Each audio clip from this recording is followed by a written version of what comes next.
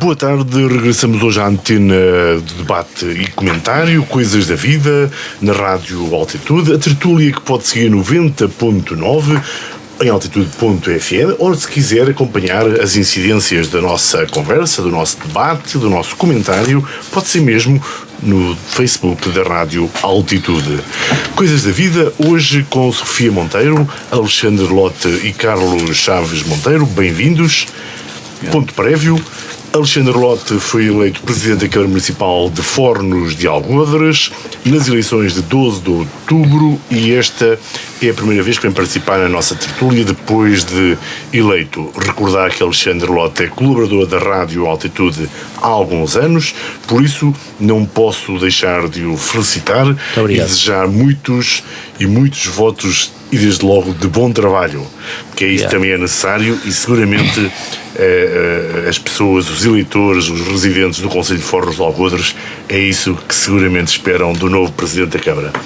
Alexandre Lote, em 2 minutos, como está a ser este novo desafio, o desafio de presidir uma autarquia que tem um garrote financeiro como nenhuma outra no distrito, mas recordando as suas palavras durante a campanha com grandes expectativas para o futuro. Sim, antes de mais, boa tarde a todos. Agradecer as palavras do Luís e também o facto de ser colaborador da rádio já há alguns anos. De facto, ser presidente, eu já estou na Câmara há 12 anos e ser presidente não tem comparação com ser vereador, as responsabilidades aumentam sobremaneira. Mas também é um desafio, diria, ainda mais aliciante do ponto de vista que estamos a servir a gente do nosso concelho e somos o rosto do que se pretende de desenvolvimento para a nossa terra. Fornos de Algodres, como disse o Luís, só faço aí uma pequena correção, não tem o maior garrote do Distrito da Guarda, tem o maior garrote do país, a verdade é essa. Isso é uma enorme alteração. É uma enorme alteração, é uma alteração com que temos vindo a lidar desde há 12 anos, felizmente temos vindo a diminuir esse garrote, mas nós conseguimos, recorrendo a fundos comunitários, nós temos que ter essa capacidade de, sabendo as circunstâncias em que estamos, não deixarmos de ter a ambição de colocar Fornos de Algodres no topo. As tais expectativas otimistas, onde é que ficam? Sim, já me conhecem, eu sou bastante otimista e eu quero colocar mesmo o meu concelho no pelotão da frente no distrito e na região, não tenho dúvidas nenhumas, independentemente do garrote, é para isso que trabalharemos. Obviamente aqui todos nos rimos com a correção que o Alexandre Lote nos comentou, de facto rimo-nos sem desdém, porque é um facto que o Fornos de Algodres tem a maior dívida per capita do país e é um bocado trágico. É terrível de gerir. Nós estamos a falar de um orçamento sem fundos comunitários que anda ali à volta dos 8,5 milhões de euros e 1,2 milhões vão direitos para o serviço de dívida. São mais de 10% do orçamento. É uma brutalidade. Carlos Chaves Monteiro foi Presidente da Câmara da Guarda de 2019 a 2021. Em outubro de 2025 foi candidato e foi eleito Presidente da Junta de Freguesia da Guarda. Como está a segunda maior autarquia do distrito? Esta que também é a primeira vez que vem aos nossos comentários na Rádio Altitude e, obviamente, desejamos desde já também que haja um bom trabalho em prol da sua freguesia, em prol dos fregueses da Guarda. Como está a cidade da Guarda? Antes de mais, cumprimentar os meus colegas de painel, a Sofia, o Alexandre, o Luís Batista Martins, também o nosso controlador de som e todos os ouvintes que nos estão a ouvir. Dizer que é para mim, mais uma vez, com muito gosto que estou neste programa. Evidentemente que a causa pública para mim tem uma relevância muito grande, na medida em que não há muitos presidentes de Câmara que sejam presidentes de junta. Eu tomei essa decisão e digo que em 2 meses e pouco de mandato não me arrependo nada. Porque de facto represento mais de 22 mil fregueses Podemos dizer que é uma junta de freguesia, mas igualmente não em termos de dimensão de processos, que não é mesmo que não são os mesmos da Câmara, mas em termos de respostas que temos que dar aos nossos municípios, obriga, de facto, também a um intenso trabalho de proximidade. Algo que também eu e a minha equipa estamos muito motivados para dar continuidade. Claro que nestes 2 meses e pouco, após a tomada de posse, 3 de novembro até à data de hoje, temos que preparar esta Assembleia de Freguesia, onde a questão do orçamento, a questão de alguns regulamentos que nós queremos aprovar e implementar naquilo que é a gestão da freguesia, são assuntos que nos têm ocupado muito do nosso tempo. Mas pese embora esse trabalho diário que eu de uma forma muito resumida aqui referi, dizer claramente, é a minha cidade, é a minha terra, e estou com a motivação, não tenho o garrote financeiro que tem o Alexandre Lotte, sei o que é isso, porque também já participei de realidades idênticas, mas evidentemente temos 2 processos que são relevantes, a questão da transferência de competências, como também a questão dos fundos comunitários que estão disponíveis, ou que podem vir a estar disponíveis para as freguesias. Evidentemente que temos que encontrar instrumentos para que nós possamos cada vez mais abrir e chegar a um conjunto de financiamentos que são importantes para satisfazer as necessidades dos nossos fregueses, porque caso contrário, sem financiamento, ficamos muito limitados na nossa ação, principalmente uma freguesia urbana que representa 22 mil fregueses, com uma área também ela em si muito extensa, e portanto precisamos de meios financeiros para dar resposta àquilo que são as necessidades humanas. Vamos agora falar, alargar aos 3, falando primeiro da cidade da Guarda. Neste momento decorre nomeadamente o evento Cidade de Natal, porventura neste momento o principal evento que se organiza na Guarda em termos de dinâmica de atração de pessoas, e a questão é precisamente a importância deste evento, mas a importância também de todos os eventos que cada um dos concelhos faz, ou seja, como forma de potencializar o desenvolvimento, como forma de agradar, porque o lazer também é importante na vida das pessoas, agradar às pessoas dos respectivos concelhos ou dos concelhos circundantes, até que ponto é que fazer investimentos, como é o caso que superam os 200 mil euros, é relevante, faz sentido, devemos apoiá-los, devemos pôr críticas. Como é que o Carlos Chaves Monteiro vê, por exemplo, a cidade de Natal, mas também outros eventos na região? Bem, sempre de forma positiva. O caminho faz caminhando e, portanto, estes eventos são investimentos. Atrair gente ao território é fundamental, principalmente em áreas do interior, como é o Distrito da Guarda, com todos os seus concelhos. É importante que possamos criar uma rede de acontecimentos, e ainda para mais no Natal, onde o país todo está mobilizado para fazer oferta nesta área, onde nós vamos de alguma forma puxar por aquilo que é a nossa identidade, por aquilo que são os nossos produtos, a nossa forma de estar, a nossa história, e diferenciar de outras ofertas em termos nacionais. Evidentemente que há mais de 10 anos atrás, quando se desenvolveu o projeto Guarda Cidade de Natal, houve uma ambição muito grande naquilo que era a oferta em termos nacionais, mas uma oferta diferenciadora. Ora, nós assistimos a um modelo sem pôr em causa o investimento que está a ser feito, porque é positivo, seja desta maneira ou de outra, é positivo, quero referi-lo, mas evidentemente que 10 anos da mesma coisa torna essa oferta que eu considero que devia ser diferenciadora, passa a não ser, e integra-se numa oferta nacional que não traz nada de novo. Portanto, os poderes públicos têm que ter uma dinâmica própria no desenvolvimento desses investimentos. Desde logo uma complementaridade que o território deve ter entre si em datas como é esta que estamos a atravessar, que é a data do Natal e do Ano Novo. Portanto, complementaridade, não haver repetição, sobreposição de eventos, mas ao mesmo tempo puxar por aquilo que é a identidade do nosso território. Ora, se olharmos, como eu há pouco referi, a Guarda Cidade de Natal e aquilo que é a sua oferta, o espaço que é usado, eu não quero que ser interpretado, que me interpretem mal das palavras que eu estou aqui a transmitir. Quero deixar aqui uma nota clara que sou a favor sempre da Cidade de Natal, seja o modelo que for. Eu defendo esse investimento, mas evidentemente eu gostava que, por exemplo, a pista de gelo tivesse na Guarda. Uma marca identitária da Guarda é o frio, e o cristal de gelo não apareceu por acaso nestes últimos 10 anos. Ora, vamos a Viseu, vamos a Lisboa, tem pistas de gelo. Ora, nós temos espaços muito apetecíveis na área urbana, e tal como deslocalizamos na passagem de ano o concerto da passagem de ano para outro espaço, com certeza que poderíamos ter noutro espaço da cidade a pista de gelo. Portanto, eu penso que há aqui um potencial que não está a ser aproveitado. Estamos a cair numa repetição sucessivamente durante os vários anos daquilo que é a cidade de Natal. Não estamos a inovar e estamos a perder até alguma daquela cultura que no processo inicial se teve. Eu recordo que tivemos aqui os dromedários, tivemos aqui renas.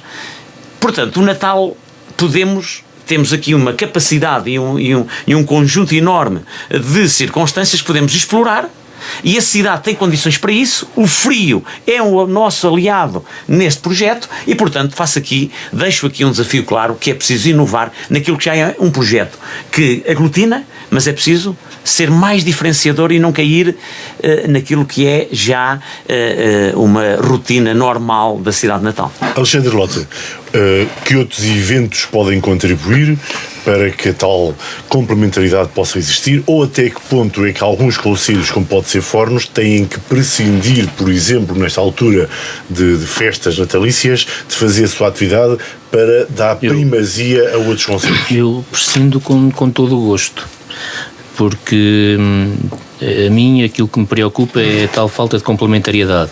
Aquilo que faz sentido é que se a Guarda está a apostar, e por exemplo a Guiar da Beira também está a apostar forte no Natal, não faz sentido que Fornos vá apostar forte no Natal para estar a concorrer com os mesmos públicos, porque as pessoas não virão duas vezes ao distrito da Guarda para seguramente usufruir de uma atividade de Natal. E portanto aquilo que nós fazemos em Fornos é olhar para o que existe, fazemos uma coisa local, dar dignidade à terra para que as pessoas que nos visitam também sintam o espírito natalício. Temos a festinha de Natal com as crianças, o mercadinho de Natal, fazemos uma coisa mais caseira e depois disponibilizamos, porque há oferta no território, não faz sentido que nós estejamos todos a competir pelo mesmo. Mas sabemos que a maioria das vezes olhamos para o vizinho, se o vizinho tem, eu também quero. Sim, mas eu acho que nós temos não é um problema político?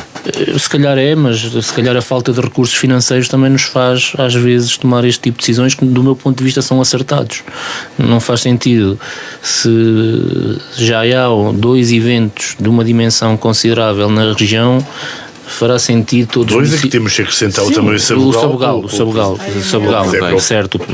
Há 3 grandes eventos no distrito, penso eu, sem desprimor pelos outros. Claro. Toda a gente faz o melhor com aquilo que tem, mas não me parece que faça sentido toda a gente investir 200 mil euros no Natal, porque 200 mil euros vezes 10 dá logo 2 milhões de euros e o território não vai conseguir rentabilizar 2 milhões de euros em 15 dias, não vai conseguir. E eu acho que o que faz sentido é, no âmbito da comunidade intermunicipal, haver a priorização dos investimentos que cada município considera prioritários e, em função disso, irmos ajustando os calendários. Sou pena de estarmos sempre a concorrer uns contra os outros e estarmos a ver sempre as mesmas pessoas, as mesmas caras em todos os eventos. Isso não é benéfico para ninguém. Já vamos falar de eventos. Deixe-me só dizer, só para terminar, em relação, o Carlos estou aqui num ponto que eu considero que é muito importante. A questão do evento que está a ser feito na Guarda só se pode elogiar, é verdade, mas eu julgo que a Guarda tem que ser um motor do distrito. E como motor do distrito, eu honestamente gostava que fosse um bocadinho mais esta Guarda Cidade de Natal. E como sabem, eu tenho 3 miúdos e ainda nenhum dos meus filhos me disse que gostava de vir à Guarda a ver a Cidade de Natal. E os miúdos comentam uns com os outros. Ou bem no futebol, que a Guarda está bonita, que não está bonita, a Guiar está bonito, Fornos está bonito. E nenhum dos meus miúdos me pediu isso. Ou seja, eu acho que há aqui espaço, se calhar com um bocadinho mais de investimento, mas tem que se fazer algo ainda melhor, porque a Guarda, eu diria que tem condições únicas para se afirmar a nível nacional como quase a capital do Natal no interior do país. Haverá poucas cidades tem que ser feito um upload à atividade de Cidade de Natal da Guarda em benefício da Guarda e da região. E da região, exatamente. Eu julgo que a Guarda tem que ser o elemento aglutinador de toda a região na altura do Natal, e para isso terá que fazer um esforço suplementar do ponto de vista do investimento para conseguir ter um evento ainda melhor e que traga mais gente à cidade. Sofia, boa tarde. Boa tarde. Finalmente chegou a sua vez. Não é candidata? Pois nem ganhei eleições, mas fui eleita o ano passado para o Conselho Nacional da FEMPRO. Já vamos falar disso mais à frente, mas obviamente. Eu queria aproveitar para saudar todos os que nos estão a ouvir e também felicitar os meus colegas de painel pela eleição. Espero que tenham os maiores sucessos. Era como dizia há pouco, o sucesso deles é o sucesso de quem habita... neste caso o Conselho da Guarda e Fornos de Algodos, portanto, tudo corra bem. Como vê a importância dos eventos, e neste caso começámos por falar da Cidade de Natal, até que ponto é que é importante para fazer emergir não apenas a autoestima, mas também a tal capacidade de atrair visitantes e desenvolver ou aproveitar economicamente? Eu vou concordar com as duas opiniões que foram dadas. Eu, por acaso, esta semana lembrei-me dos dromedários. Nós temos que criar, de facto, temos que criar atratividade, temos que criar algo que seja diferenciador e que traga o interesse das pessoas a virem. Para virem todos os anos ver praticamente a mesma coisa, realmente acaba por perder interesse, embora eu considere que não se fazer nada era o pior que podia acontecer. Eu acho que é muito importante, são muito importantes estes eventos, e acho também que a Guarda poderia explorar muito mais até as condições climatéricas e criando este ambiente do Natal, não é? Que se associa sempre ao frio, mas eu acho que ao longo do tempo aquilo que foi novidade deixou de o ser.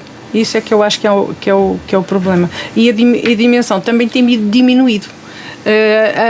Houve uma altura que tínhamos a pista de gelo na parte de trás da Sé, portanto as pessoas movimentavam-se em todo aquele quarteirão, aquela envolvência, e havia muito mais gente. Eu acho que havia muito mais gente. E pronto, embora e vêm muitos espanhóis aqui do lado de Salamanca e até de mais longe ver a cidade de Natal, mas não se pode criar a ideia de que ver uma vez está visto. Portanto, é preciso criar condições para que as pessoas tenham interesse em voltar a ver, porque há uma novidade. Eu acho que também tem sido geral. Criou-se aqui um pacote, ou digamos assim, nem é bem esta a expressão que eu quero usar, mas criou-se uma tipologia de evento que depois se vai replicando pelo país todo, e eu acho que isso também não tem grande interesse, e acho que sim, que deve haver, a Guarda deve ser o motor, que é capital distrito, os outros concelhos têm coisas diferentes, o Sabugal tem uma coisa completamente diferente, e eu acho que sem dúvida, não é? E eu acho que isso, lá está, é um bom exemplo, não tira o espaço dos outros, não tira o interesse que os outros possam ter, cria um interesse novo, e acho que é isso, é positivo, porque eu lembro-me perfeitamente na altura da Troika que nem luzes havia, e isso marcou-me, particularmente marcou-me, pronto, mas era o momento que era, e eu acho que é muito, muito positivo. Tem que se fazer, sim, mas depois eu acho que temos que ter o tempo para pensar coisas diferentes, porque nós temos essa capacidade. Obviamente estamos numa época natalícia, logo falamos da cidade de Natal, falamos do presépio natural no Sabugal ou em Aguiar da Beira, de pequenas iniciativas que todos os concelhos obviamente têm que ter. E para o resto do ano, a importância dos eventos. Carlos Chaves Monteiro, na Guarda houve uma aposta durante algum tempo na FIT, hoje há mais uma aposta virada para a Feira Farta. Em Fornos, por exemplo, o grande evento é obviamente a Feira do Queijo. Até que ponto é que estes eventos, estas atividades devem ter a ver, como é o caso de Fornos, com um produto endógeno, o queijo, ou devem ser mais abrangentes por forma a que colham outro tipo de apoios, outro tipo de participações? Como é que vê, pensando em 2026, que atividades é que fará sentido inventarmos ou pegar as que estão inventadas? O que é que gostaria de destacar? Pronto, evidentemente que os eventos é a forma de nós atrairmos população visitantes ao nosso território. Portanto, de que forma é que se pode fazer? Com uma política de turismo proativa, envolvendo também os agentes locais, designadamente os hoteleiros e os poderes públicos têm essa responsabilidade. Vamos aqui avaliar o que nós fazemos à nossa escala, até numa escala mais pequena. Vou dar aqui o exemplo, as Jornadas do Pão, ou as Jornadas da Lã, ou o Festival do Pão. O que é que se desenvolve, o que é que estas freguesias, Corujeira e os 30, ou Videmonte, desenvolvem ao longo deste período? Aposta num produto endógeno, que é a semente do centeio, e a partir da semente do centeio, que é única. Aliás, eu recordo-me bem de uma equipa que estava a fazer o estudo para certificar esta semente do centeio de Videmonte, e daí fazer-se todo este projeto de desenvolvimento, que é a partir do pão, da massa, da cozedura, do forno, e criar à volta deste conceito uma história, um ponto de atração e ao mesmo tempo divulgação para trazer gente ao território. As Jornadas da Lã são também em si, à escala de uma freguesia, um evento da maior importância, que integra aquele conceito de identidade do território, de pessoas, de etnografia própria de um território como o nosso, de serra, em que a pastorícia, o próprio relevo são e caracterizam a nossa população, as nossas gentes e aquilo que nós fazemos. Portanto, pegar na lã, lavar a lã, já não digo lavar a lã, mas ter o fio e a partir do fio criar, ser criativo, desenvolver dinâmicas com jovens nas escolas, ao mesmo tempo com as indústrias, e a partir dali criarmos uma oferta a partir dos elementos identitários de um território, mas criarmos uma oferta que integra um itinerário mais amplo, que é depois a judiaria, o teatro, aquilo que é feito no nosso território. Temos orquestras, há pouco falávamos nisso, da juventude na Guarda, e depois integrar este conceito. As pessoas visitam o território, permanecem no território uma noite, participam destas atividades seculares, porque são identitários do nosso território, mas o território e os poderes públicos não podem ficar cingidos a este aspecto. Têm que depois criar uma rede de oferta que ocupe o tempo do visitante, do turista, no nosso território. Ora, isto não se consegue fazer. Nem só o poder público consegue fazer isto sozinho, é preciso puxar pelos stakeholders locais, desde as freguesias, aos artesãos, aos hoteleiros, e cozer isto tudo de forma a ter uma única oferta num determinado período. Ora bem, portanto, não inventamos nada, as coisas já existem, só temos é que burilar todos estes processos. E eu digo, até como Presidente de Junta, evidentemente, que um dos focos que eu considero relevantes é exatamente esta criação, uma criação de oficinas criativas, uma oficina de artes, de artesanato, que ligue desde logo a cultura do pão e ao mesmo tempo também a ligação aos fornos. Não é por acaso que a Junta de Freguesia, o meu anterior presidente, qualificou 5 fornos na área rural da Freguesia Urbana da Guarda, e portanto só aqui já existe um potencial. Agora há que dinamizar estes fatores de forma a atrair pessoas que nunca conviveram com estas realidades. Eu tinha um professor, e não quero divagar muito, mas que era preceptor do filho dos embaixadores, e eles diziam que os morangos apareciam no supermercado. Pois. Ora bem, também é lá que nós andamos vestidos, o fio aparece de algum lado e não é do supermercado. Portanto, nós temos que dizer ao país aquilo que, sendo elementar, é essencial para a identidade de uma comunidade. Património imaterial. E, portanto, evidentemente, para terminar, que os eventos são importantes. Nós temos um potencial, como é o exemplo destas duas freguesias que desenvolvem 2 eventos importantes, mas tem que alargar agora, e a Câmara Municipal será um player fundamental para dinamizar, numa visão mais nacional, aquilo que já se faz numa realidade micro-local. E penso que a partir daí nós podemos criar um foco de desenvolvimento maior do que aquele que É um exemplo. Alexandre Rota, para além do queijo, em Fornos, e o queijo obviamente é o centro da ação, digamos assim, porque faz parte de uma economia e é muito importante na economia local. O que é que Fornos, o que é que outros concelhos nesta região podem, pensando em exemplos como este que Carlos Chaves Monteiro nos apresentava, podem aproximar as comunidades a um certo gerar receita, poder viver da economia local e poder pensar atrair também pessoas para esta região? É só para tornar o ambiente ainda mais leve, só agradecer ao Carlos, porque de facto nos Fornos há sempre muito potencial. Portanto, gosto sempre quando alguém se refere a isso. Portanto, os Fornos são essenciais. Os Fornos são essenciais, como é óbvio. Bem, em Fornos também, em todo lado, como se pode ver aqui pela intervenção do Carlos. Sobre os eventos, basicamente, quando falamos em eventos, estamos a falar de economia, e quem pensa que quando se está a fazer um evento, se está a gastar dinheiro, como algumas pessoas muitas das vezes olham para os eventos, está a cometer um erro de análise grave. Porque eu costumo dizer que um dos maiores problemas que nós temos nos nossos territórios é o silêncio das nossas ruas.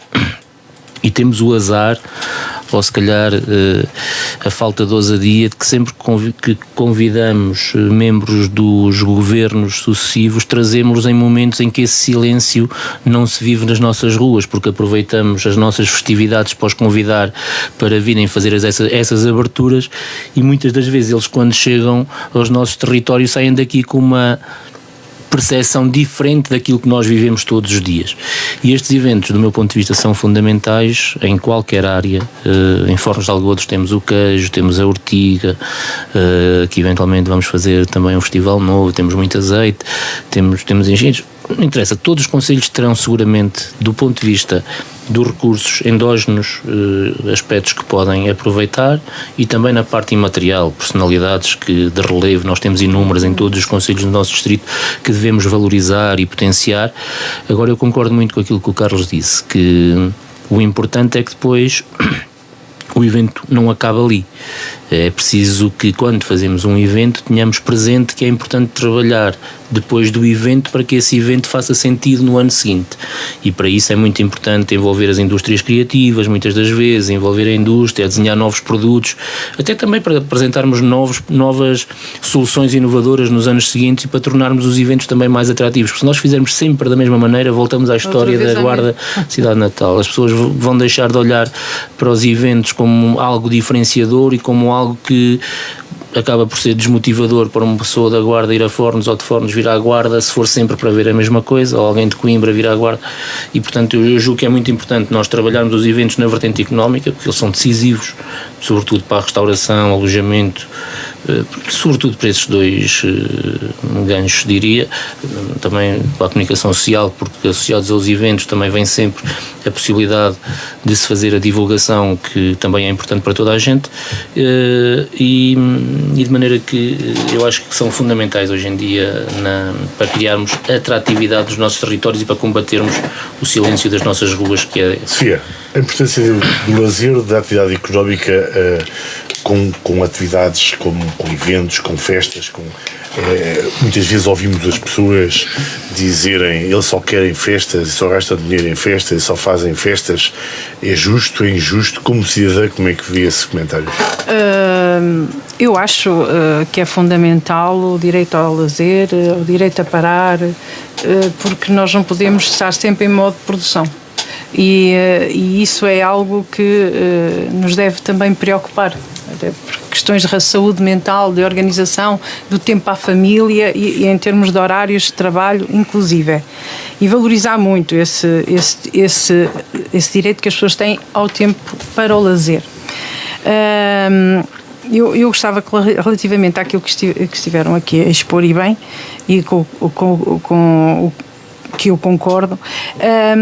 A INSEE é uma escola de hotelaria e turismo que eu acho que devia ser muito mais potenciada do que realmente é. Cria oportunidade de emprego, mas também cria uma visão muito mais assente naquilo que é o papel do turismo nestas regiões, e que eu penso que não tem o aproveitamento, é ali mais local, e acho que devia ser um pouco mais abrangente e motivador até para os jovens que terminam o ensino secundário poderem também, ou enverdar percurso profissional, enverdarem também por essa área. Mas tem que haver muito, por exemplo, isto acontece muito no Algarve. No Algarve, mesmo os cursos profissionais das escolas secundárias têm que encontrar aquela relação oferta e procura, não é? E então muitos dos alunos acabam por integrar cursos de turismo, cursos profissionais de turismo, porque sabem que a seguir vão ter uma resposta de oferta de emprego. E estão também muito mais valorizados, quer do ponto de vista técnico, quer do ponto de vista até das condições de trabalho e de salário, porque são pessoas que têm a técnica apurada e têm formação adequada.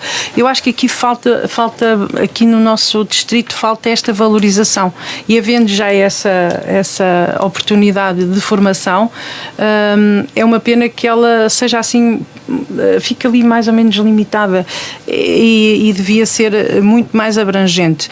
Eu acho que nós temos todas as condições porque temos produtos bons. É sempre muito diferente quando eu não sou de cá, é verdade, mas tenho sempre esse cuidado de levar, quando vou a encontros familiares, às vezes até reuniões de trabalho, de levar algum produto aqui do distrito, ou do concelho, ou da Liceia, pronto, sempre do distrito, qualquer coisa. E vejo o agrado com que as pessoas recebem, porque sabem que ali está um selo de qualidade. E não encontrarão nas suas regiões outras coisas, mas sabem que ali é o genuíno. E então eu acho que nós temos muito que alavancar esta oportunidade, criar uma visão que seja integradora, mas também que tenha essa visão de futuro, para não repetirmos sempre as mesmas coisas, para não termos sempre esta ideia de que fazemos aqui uma coisinha qualquer. Não, nós temos que ter uma visão muito diferente do turismo, porque o turismo é potenciador da região, é a hospedagem, é a alimentação, é o comércio local também, porque as pessoas não vão para aquilo que têm nas grandes cidades, não vão para o centro comercial, vão para o comércio tradicional. É o suposto de quem nos visita, não nos visita porque tínhamos um centro comercial melhor que os outros. Com certeza, claro. Não é? E é essa. Isso já tem na sua cidade. Pois, isso é o que nos torna também diferentes. Estão nos centros comerciais. Não menores, mas diferentes. E o diferente é sempre para cima, na minha opinião. Falemos agora, não sei se alguém quer acrescentar alguma coisa sobre esta matéria, se não, vamos falar do assunto da greve geral. Sofia, vimos que, como quase sempre ocorre, a divergência entre o governo e os sindicatos em relação às percentagens ou ao número de trabalhadores que fizeram greve, mas a verdade é que desde a Troika que a CGTP e a UGT não se juntavam, faziam uma greve geral. Como é que foi? Foi uma grande greve geral. Realmente o facto de a UGT e a CGTP se terem unido acabou por ligar os sinais vermelhos todos e tocar as campainhas, porque não se convoca uma greve geral por motivos fúteis. Logo desde o princípio. Estando as duas grandes centrais sindicais unidas, é natural que as pessoas, e a opinião pública e os partidos, se tivessem preocupado um bocadinho mais com aquilo que era o pacote laboral. Vamos lá ver o que é o pacote laboral. Essencialmente do anteprojeto que o Governo tem para alterar a legislação laboral, essa é uma preocupação efetiva dos sindicatos? Sim, porque representam... Não foi apenas para fazer um braço de ferro para ver quem é que era mais forte? Não é uma questão partidária. Claramente não é, até porque, por exemplo, a UGT integra grupos que têm ligação ao partido do Governo. Portanto, por aí, os TSDs? Os TSDs, exatamente. Portanto, por aí, assim como a CGTP tem a tendência socialista também, pronto. Agora, eu acho que aqui houve... aquilo que motivou toda esta movimentação, e isto aconteceu no dia 8 de novembro com uma grande manifestação que ocorreu em Lisboa, no sábado, e que permitiu que as duas centrais sindicais, depois de negociações que fizeram e encontros que fizeram, pudessem anunciar esta greve geral com o tempo suficiente para o Governo se posicionar de maneira diferenciada. O que é certo é que, para todos nós, em geral, trabalhemos no público ou no privado, isto representa um retrocesso social que estávamos longe de imaginar que alguém pudesse propor. É pegar naquilo que está mal e piorar. Em termos de horários, em termos de direitos, em termos e toda a gente já sabe o que estava aqui, até o direito ao trabalho, as questões da caducidade, o podermos ser despedidos sem justa causa e depois sem direito de reingresso, portanto, todas essas matérias que foram conquistas celebradas e conquistas efetivas ao longo destes 50 anos, todas essas desapareciam com a desculpa de que temos de ser flexíveis e temos de ser inovadores. Nada disto é inovador. Não traz melhorias para a vida das pessoas. Agora, foi uma greve geral evidentemente muito grande. Tivemos a maioria das escolas encerradas, aqui, por exemplo, a Guarda teve os transportes a 100%, tivemos a saúde afetada, tivemos empresas privadas também afetadas. A Auto Europa é um exemplo. Agora, o Governo mantém grande parte dos princípios da proposta de legislação. Agora vamos ver. Agora partimos, embora a Ministra diga que parte do mesmo ponto, não está a partir do mesmo ponto, porque ela já nem queria negociar. Portanto, o ponto não é o mesmo, claramente. Agora, e dizia que iria para o Parlamento, e nós já temos um posicionamento diferente dos partidos relativamente ao que era inicial. Ao marcarmos uma greve geral, o que é que aconteceu? Pusemos os holofotes sobre aquilo que estava aqui em causa. E o que ficou claro que estava em causa veio colocar, então, um posicionamento diferente até no Parlamento, caso ela tivesse a intenção de levar isto à aprovação do Parlamento. Portanto, já não pode contar com o Parlamento, a não ser que, como é que se costumava dizer, a não ser que as pessoas não mantenham a sua palavra. Agora, relativamente aos números, eu lembro-me bem e depois até me ri depois de... Achei piada, quando ouvi Leitão Amaro dizer que era quem estava a fazer a greve era uma minoria menor, porque nos tempos de José Sócrates e Maria Luz Rodrigues nós tínhamos as escolas todas encerradas com uma adesão clara de 95%, 95%, algumas escolas até 98% ou 100%. E Maria Luz Rodrigues dizia nas televisões em direto que não se passava nada no país e que as escolas estavam a funcionar normalmente. E os repórteres foram fazendo as reportagens, os miúdos estavam na rua e não havia aulas. E Leitão Amaro fez exatamente a mesma coisa. E eu pensei, eu já vi isto acontecer. Portanto, a greve foi mesmo muito forte. Nós fizemos concentrações em todas as capitais de distrito, aqui também fizemos, mas a manifestação que acabou por ser de uma espontaneidade extraordinária e muito grande, demonstrou também isso, que as pessoas estavam a fazer greve. E muita juventude, porque a juventude tem que se preocupar com este pacote laboral, porque eles vão ser os que vão sofrer claramente com se isto se vier a aplicar. Portanto, eu tenho fé que o pacote laboral seja para deitar fora. Podemos falar de uma nova realidade para melhorar o que está mal, não para piorar o que já não está bem. Alexandre Lote, como é que viu a jornada da greve geral? Eu diria que o Governo adotou desde o início neste processo uma posição trumpiana. Tenho poucas dúvidas de que a primeira proposta apresentada foi mesmo para terem margem para depois haver cedências da parte das centrais sindicais em questões que são... Eu diria que não haverá condições no país para retroceder em direitos desta maneira.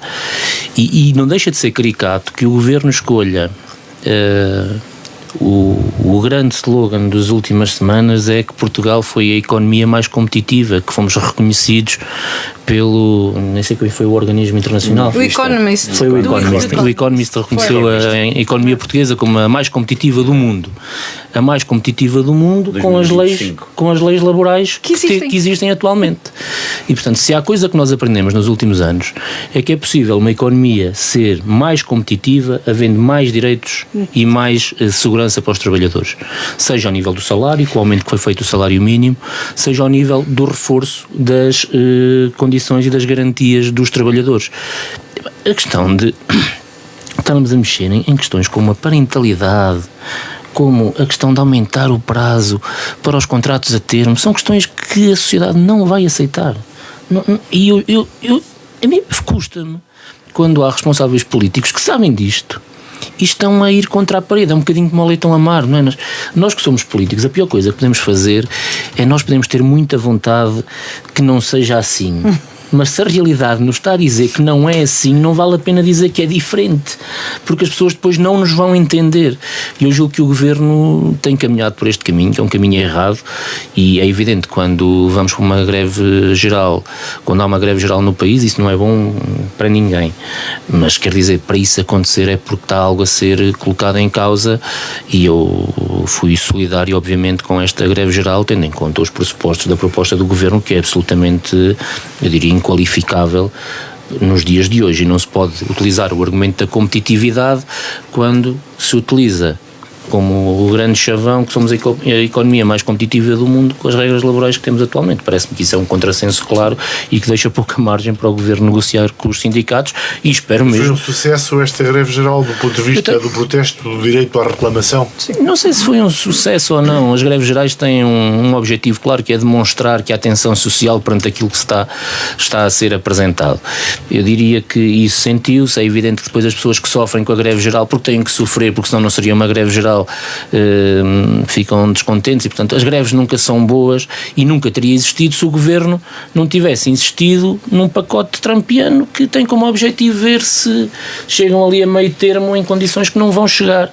E eu honestamente fiquei agradado com a resposta das duas centrais sindicais ao dizer que não estamos para negociar a partir deste ponto, porque a partir deste ponto não há negociação possível. E, portanto, o Governo tem que passar para um ponto completamente diferente para se poder sentar à mesa com as centrais sindicais, porque é completamente impossível de ser aceito pela sociedade hoje em dia. Carlos Chaves Monteiro, como é que viu esta divergência de opinião? O Governo, por um lado, os sindicatos, por outro, em relação à adesão à greve, por um lado, e, por outro lado, como é que está o pacote, a legislação? Desculpa, esqueci-me só de uma coisa que eu tinha que dizer. E esqueci-me só porque acho que é importante. E depois há um partido que honestamente, esse sim sentiu a greve geral, que foi o Partido Chega, que inicialmente era a favor do pacote laboral, e quando percebeu a dimensão da greve geral passou a ser contra o pacote laboral. A ação populista? Obviamente, isso diz tudo sobre aquele partido, e eu gostaria também de realçar isso, porque acho que é inqualificável estas mudanças de posições tão rápidas. Mas é o tal respaldo que o PSD já não tem. Eu tenho aqui uma visão um pouco diferente, respeitando de facto a opinião aqui dos meus colegas de painel, mas dizer que, pegando um pouco na história, desde o 25 de abril tivemos 6 greves gerais das duas centrais juntas. 4 delas tiveram a ver com o pacote do direito de trabalho, do pacote laboral. Ou seja, nós chegámos a um ponto em que consideramos que temos a melhor lei laboral do mundo. E por isso não se pode mexer. Ora, eu não tenho essa visão, critico um bocadinho os governos, até o meu, por falta de capacidade reformista. Os tempos há 50 anos, há 25, era um conjunto e uma realidade completamente diferente. Estamos no século XXI. Hoje, de facto, temos que olhar para uma realidade mundial que é completamente distinta daquela que foi a origem do Código de Trabalho. E, portanto, desde logo, como princípio, aceito, a greve é um direito fundamental, tem que se respeitar, mas porque é que devemos admitir a greve tal como está? É um sistema, é um modelo, é sempre contraditório a questão de serviços mínimos. E depois morrem pessoas no Serviço Nacional de Saúde. Não sabemos se é dos serviços mínimos ou não. Mas a verdade é que ninguém vai medir exatamente se nas urgências, os serviços mínimos, quando há greve, estão devidamente salvaguardados. Porque também é um problema sempre de contas. É problema de contas. Quando os há serviços greve, estão máximos. nós temos Funcionam, um problema. não é por causa da Temos greve. um problema. Quando, na greve, quem é que se os números do governo e das centrais sindicais, mas a verdade é que há que distinguir aquilo que é o mercado privado do mercado público. E há uma maior adesão naquilo que é a função pública do que acontece no mercado privado de trabalho. Evidente. Depois, a questão dos números também não me pareceu que fosse a maior greve de sempre. Não foi. Tenho essa noção clara. Não sei é porque Agora, custou ao país 700 milhões. eu não faço essas contas. Mas fizeram eles. Pronto, não sei se Portanto, isso é um contrassenso. bate certo. Não bate, não.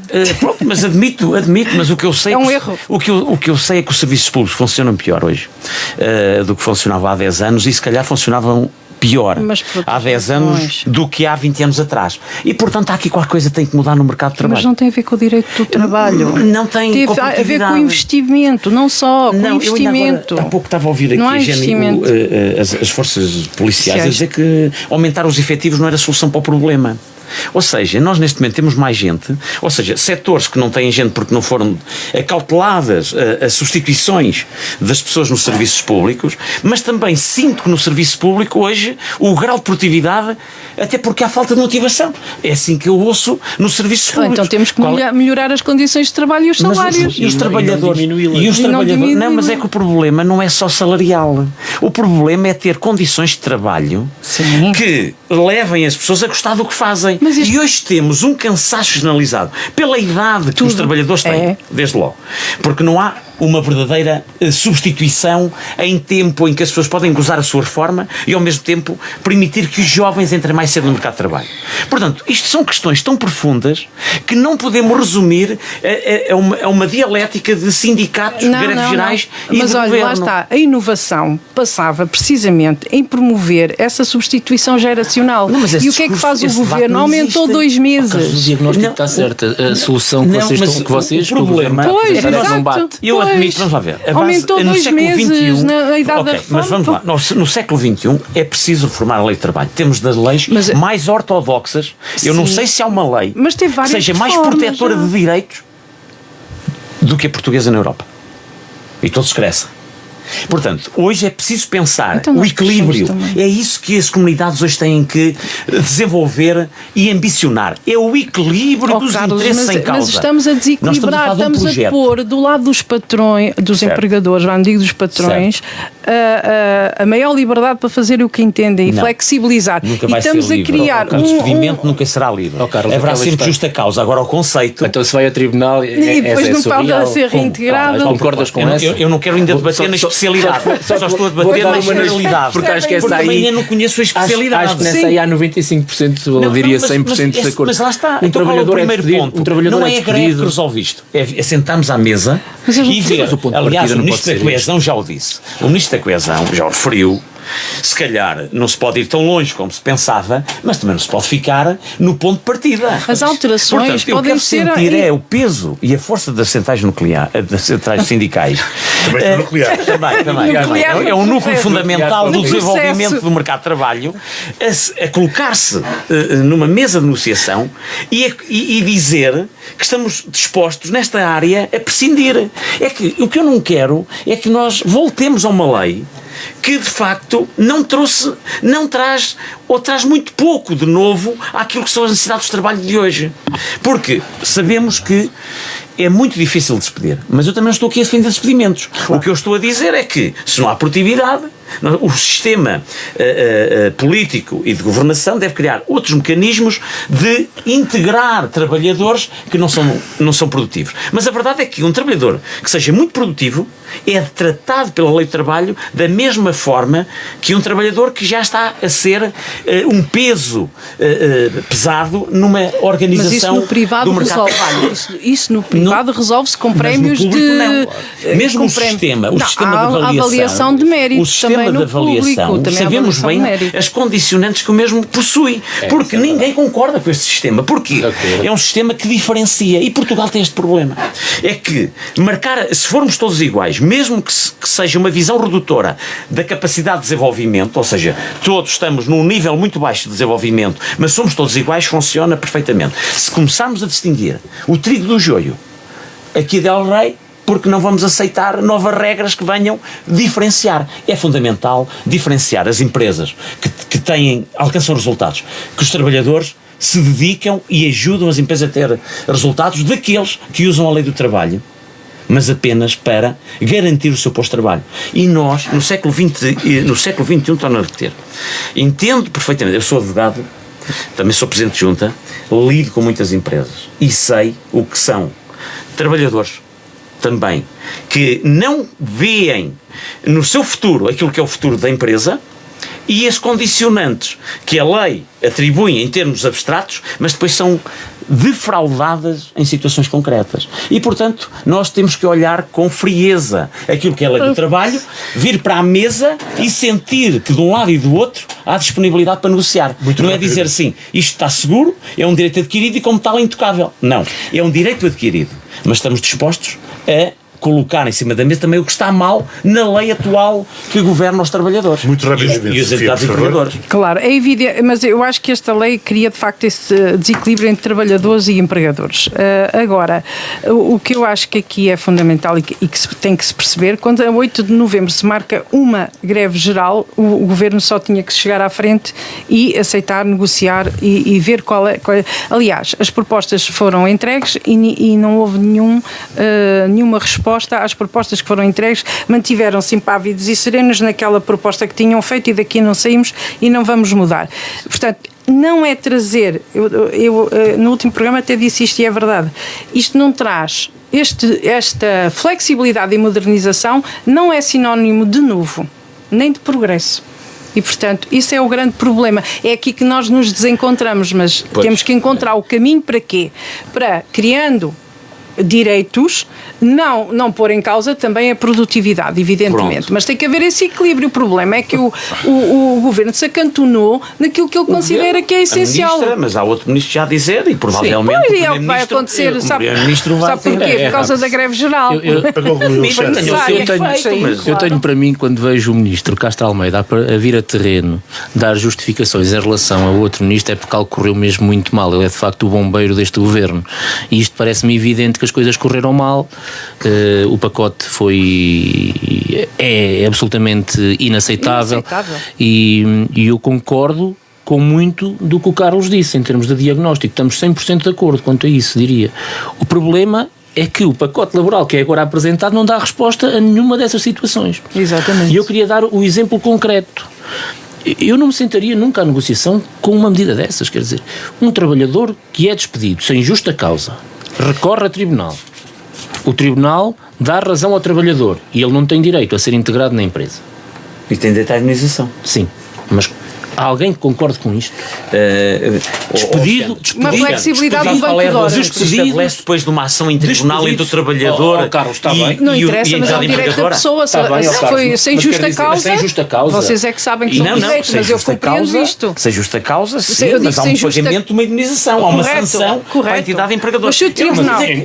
Eu não estou a dizer que é a melhor solução de todas. O que eu estou a dizer, mas há um equilíbrio. Ou seja, apesar de tudo, a sanção da entidade empregadora que tem, por não haver justa causa, é o pagamento de uma indenização que já está atualmente na lei. Mas a lei é que diz que o trabalhador, depois de um despedimento ilícito, tem o direito de optar, atualmente, por via da indenização ou da reintegração. A reintegração, qual é o problema? Muito bem, muitas vezes clarificou-se legalmente aquela relação laboral e as relações entre entidade empregadora e trabalhador mantêm-se intocáveis. Mas há muitas circunstâncias em que as relações são conflituosas e mantêm-se conflituosas. Vai perturbar a atividade normal da empresa. E depois vamos cair nas questões do assédio laboral e outras. Portanto, é preciso também evitar o conflito laboral. E evitá-lo é os tribunais sanarem relações que não têm que ser... Não é pôr à disposição dos empregadores mecanismos. Injusto. Não, de despedir de modo injusto, não. Isso. A lei diz, se for injusto, pagas esta indenização. Não, desculpa. Por cada ano pagas um salário. Mas a pessoa pode ter o direito a optar, tem que ter o direito a optar, a ser reintegrado outra vez. Se calhar há outros temas que são mais relevantes. Olha, o Banco de Horas horas, o banco de horas Sim, individual e grupal é outro drama. Parece-nos tudo muito fácil. Se queremos que as pessoas venham à cidade de Natal, não conseguem, porque vão ter que estar a trabalhar mais horas do que é normal. Mas isto eu estou aqui a... Isto é sempre tudo. não é? Eu quero concluir que Portanto, é sempre muito importante que nós olhemos para este tipo de medidas colocando-nos nos sapatos dos outros. E colocando-nos no sapato de um trabalhador nessa situação, qualquer um de nós não consideraria justo uma medida dessas, e portanto isso para mim era um ponto de partida que eu jamais me sentaria à mesa com qualquer governo que apresentasse uma medida como E a questão da amamentação, já agora já nem falo referindo, nessa, porque assim, se de facto há prevaricação, tem que se fiscalizar e acabou. E não há dados nesse sentido, e portanto para acabarmos o assunto presidenciais, tínhamos obviamente a nossa agenda. 3 candidatos estiveram na última semana na Guarda: António Filipe, Henrique Gouveia e Melo, António José Seguro. De resto, Henrique Gouveia e Melo e António José Seguro brindaram-nos na Rádio Altitude com uma visita. Tivemos o privilégio também de os podermos entrevistar. Não foi assim com António Filipe, porque o próprio não tinha agenda para poder encaixar uma entrevista na Rádio Altitude, mas na Rádio Altitude falámos também com ele quando se deslocou ao Hospital da Guarda. Nas presidenciais temos, portanto, António Filipe, Catarina Martins, Jorge Pires, António José Seguro, Henrique Gouveia e Melo, Luís Marques Mendes, André Ventura, Joana Amaral Dias, José Cardoso e Ricardo Sousa. Creio que não me faltou nenhum, se calhar há mais algum candidato a presidente, mas, se não me equivoco, são estes os candidatos que já apresentaram as assinaturas que era necessário para subscrever as suas candidaturas. Como é que têm visto a campanha, Sofia? Olha, eu tenho acompanhado... Ou a pré-campanha, por de facto, ainda não é campanha. Exato, eu tenho acompanhado os debates e pronto, e aquilo que se vê da presença ainda. Eu fico contente que tenham vindo cá. Acho que é positivo. Daquilo que eu percebi das suas declarações cá, eles consideram que realmente a coesão territorial, todos eles, é importante para um desenvolvimento equilibrado, porque depois os grandes centros urbanos também criam outros problemas, nomeadamente a habitação, as questões de acesso à educação também, e portanto, se houvesse uma maior coesão territorial ou um maior equilíbrio territorial, se calhar vivíamos todos um pouco melhor e nós não estávamos aqui tão sozinhos. E eu acho que isso é positivo. Agora, em relação à campanha, pronto, tenho assistido aos debates, e acho que estamos todos analisando as sondagens, perante um cenário que é possível que venha a acontecer, que é André Ventura poder passar à segunda volta. Contra quem é que se calhar será a maior incógnita, mas pronto, cada um deles tem apresentado. Alexandre, eu acho que, por exemplo, só deixar aqui, sim, o Almirante Gouveia e Melo até tem, inicialmente pareceu-me que estava um bocadinho mais retraído e agora parece um bocadinho mais à vontade, e o Jorge Pinto, eu acho que tem sido uma surpresa interessante.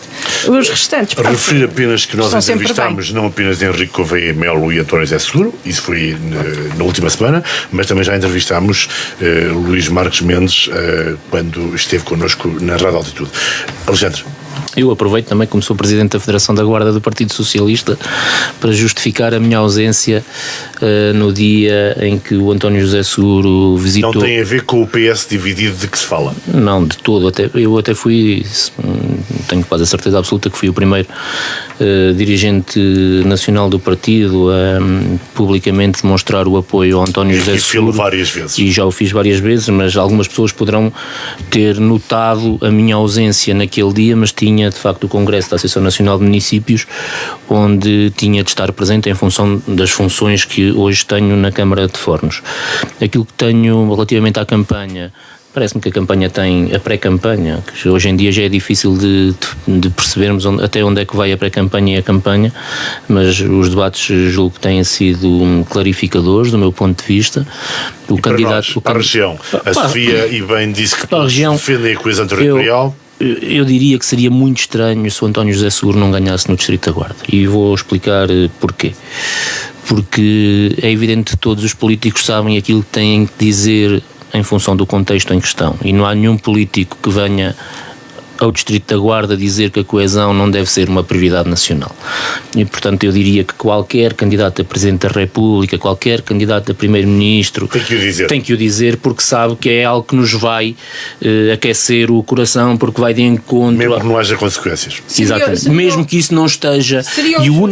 E o único candidato que eu diria que tem essa noção a correr-lhe nas veias é o António José Seguro. Porque é de cá. Porque é de cá, porque é do interior, porque conhece os nossos problemas desde pequeno, e eu diria que se no Distrito da Guarda nós tendo um candidato a Presidente da República que conhece os nossos problemas como nós os conhecemos diariamente e que depois apresenta capacidade de diálogo, capacidade de poder ser um moderador, um árbitro no sistema político português e sobretudo um homem com uma experiência política que lhe permitirá, não tenho dúvidas nenhumas, exercer como poucos a função de Presidente da República, eu diria que essa aí até poderá ser partilhada com mais um candidato, diria,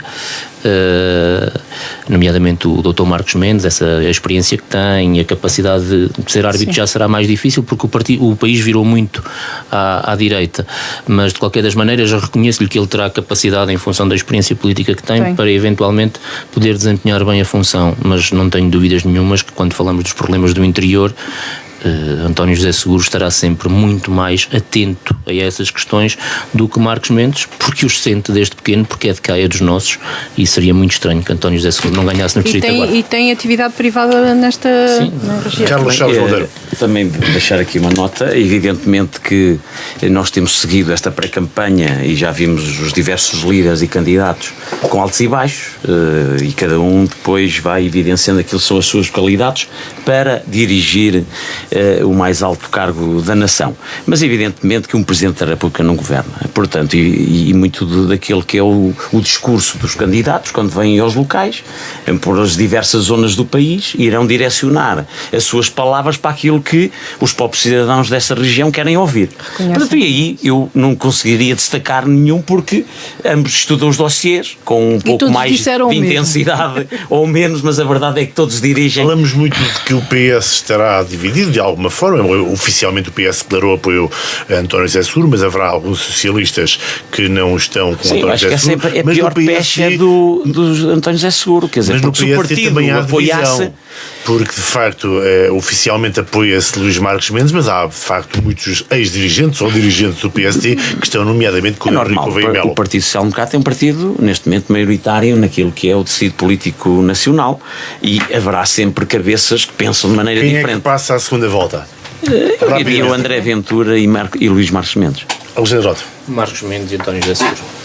Me faça mais pequena ideia quem vai à segunda volta com o André Ventura. Mas eu estava aqui também muito rapidamente só de acrescentar que é importante referir-se isto, mas também é importante o que eu tenho observado é que há uma necessidade, não estou a dizer que seja de António José Seguro ou de Marcos Mendes, mas que há uma necessidade de alguns candidatos se distanciarem, dizerem que são apartidários, que não têm partido, que não são apoiados, etc. Em alguns casos é um facto, mas também é importante aqui salientar as candidaturas à esquerda que se identificam também com esse lado político do nosso espectro. E isso também é fundamental. Eu ainda tenho essa esperança que haja um ímpeto de bom senso que faça com que os candidatos à esquerda reconsiderem, em função também dos valores que têm nas sondagens, se vale a pena continuarem com as candidaturas até ao fim, até porque abaixo de uma determinada percentagem há contas que são pesadas a pagar, e eu continuo com essa expectativa que possam vir a desistir em favor de António José. Mas eu acho que notas isso não vai finais, acontecer. Carlos Chaves Monteiro, alguma outra coisa que queira anotar desta semana, destes últimos dias?